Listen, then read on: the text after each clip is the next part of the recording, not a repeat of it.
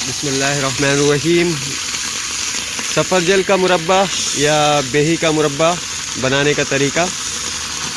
सबसे पहले एक पतीले में आप घी डालें और लौंगे डालकर उनको अच्छे से मैश कर लें। लौंग को ब्राउन करने के बाद हमने उसमें हस्बे ज़रूरत पानी को ऐड कर लिया।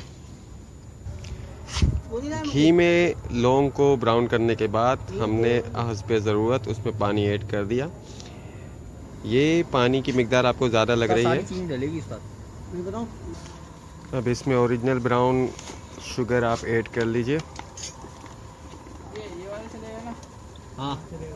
ये 7 किलो बेही का हम मुरब्बा बना रहे हैं, उस हिसाब से आप देख लें।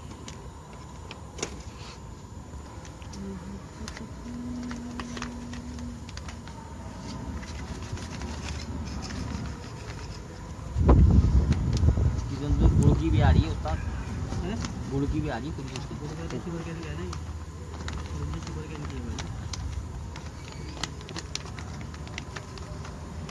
तो ये तकरीबन 5 किलो है ब्राउन शुगर 7 किलो बेही का मुरब्बा बनाने के लिए, बेही या सफ़रजल।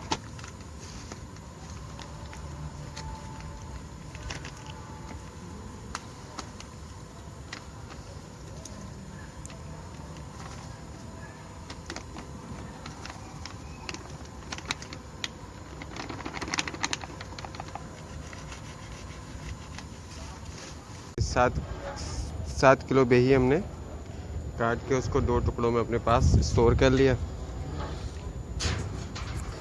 शुगर ने कहीं भी इसमें मुसलसल चम्मच चलानी है आपने जब तक इसमें उबाल ना आ जाए।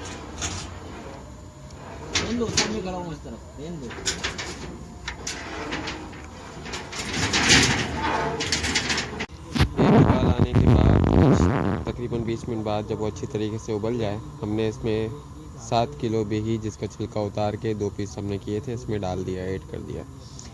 अब इसे जब तक पानी आधा ना हो जाए इसे उबलने देंगे। तकरीबन 16 लीटर पानी हमने इसके अंदर डाला है।